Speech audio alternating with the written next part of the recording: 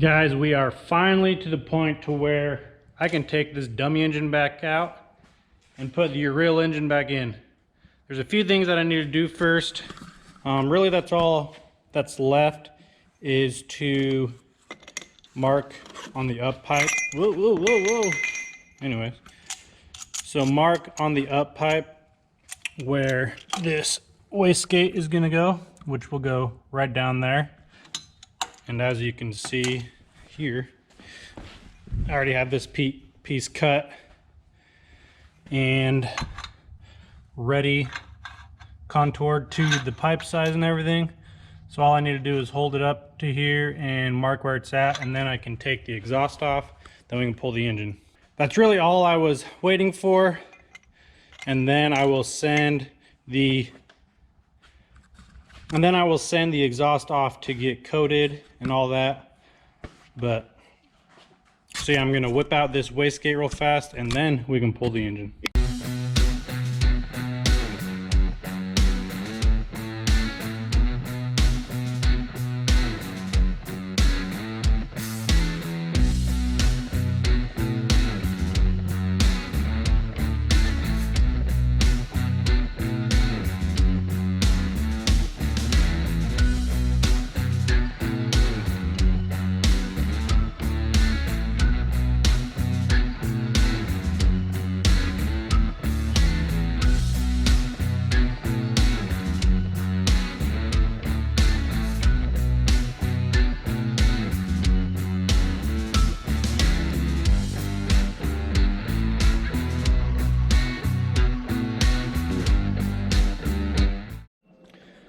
Well guys, it is the next day.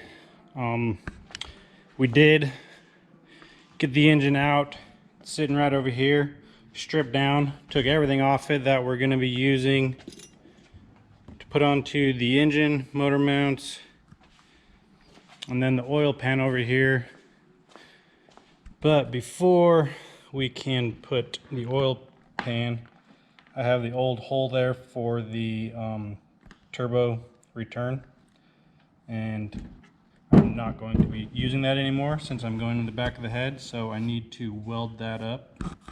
So I'll probably knock that out real fast and then we can throw everything else onto the engine.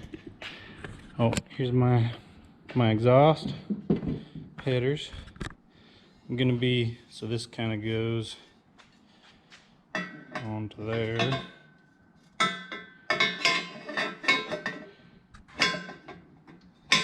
Like so, and then it comes up to the turbo.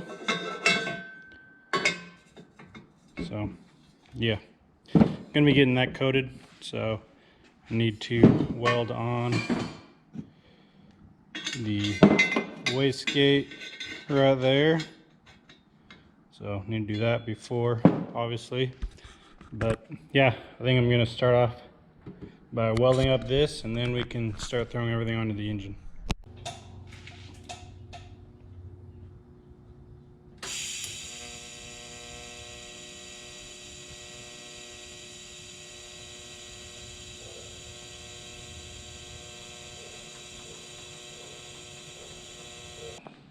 Well guys, I got a little ahead of myself. It's all welded and painted. I just threw a quick coat of paint over the entire thing just to cover up the metal places and make it look a little better. So let that dry. We can come over here to the engine. I have it flipped upside down.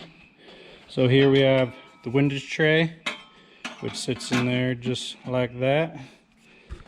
And then we have the oil pickup. With these oil pickups, they're not like the EJ motors. They're not susceptible to cracking or anything. So these are actually already good from the factory. And that goes on just right there over the windage tray. Don't forget to replace that O-ring so that we can get a good seal there and have good pressure. So that is just like 10 bolts or so, and we can get that on real fast.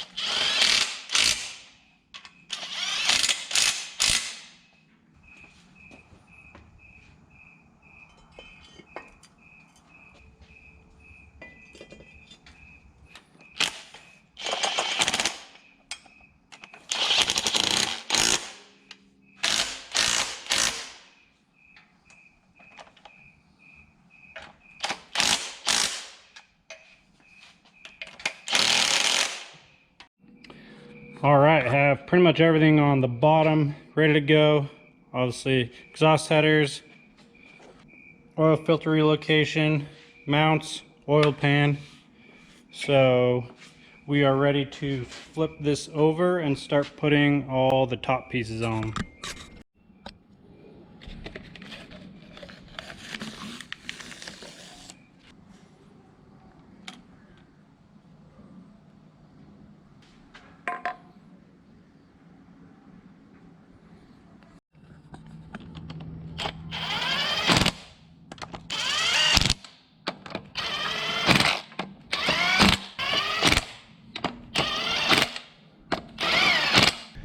So I put the intake manifold on here just to get a view of what it looks like.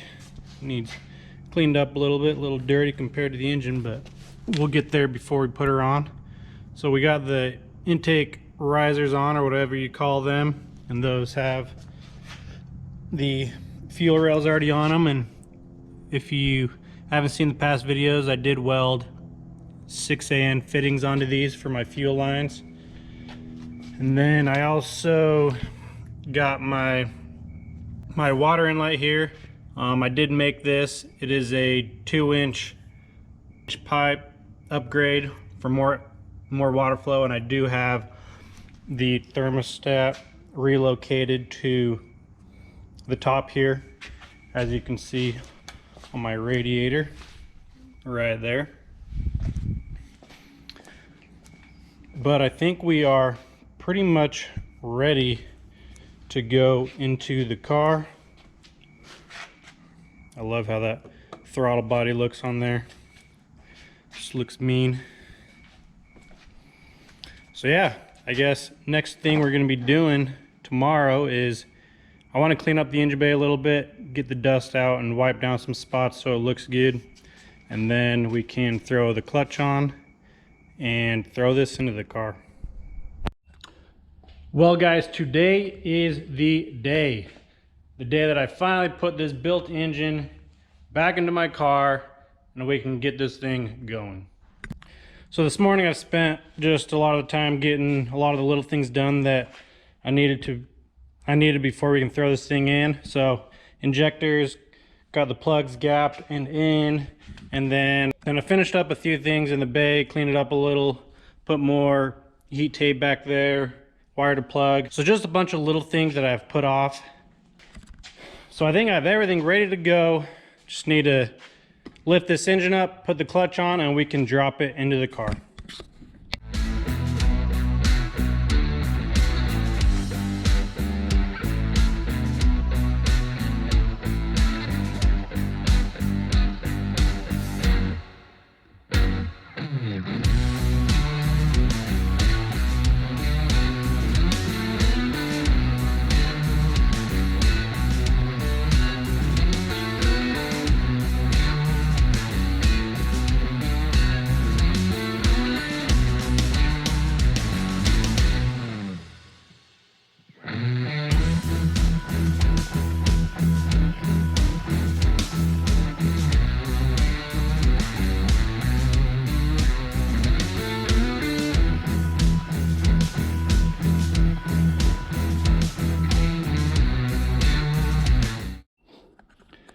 Well guys, I think we are ready to throw this engine into the car.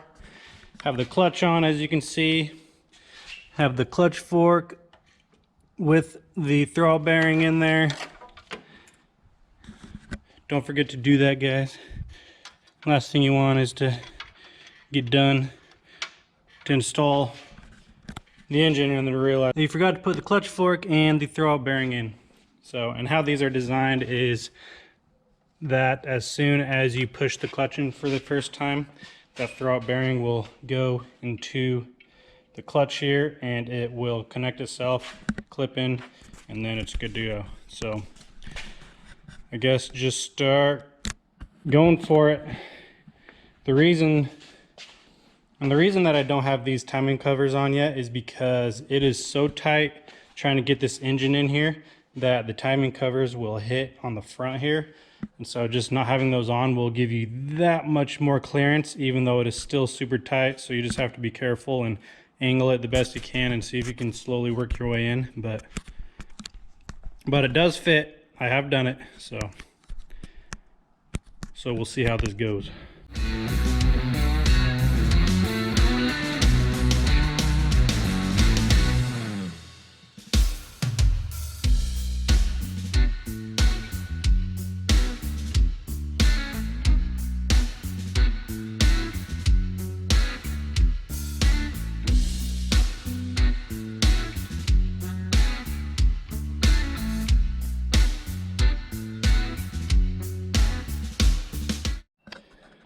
Whoo-wee! Feels good to have this engine back in the car. Actually went in really smooth. I had to rotate the crankshaft like a hair. Splines right up, splines lined right up, went in easy. Didn't have to fight it at all, so that is always a good feeling.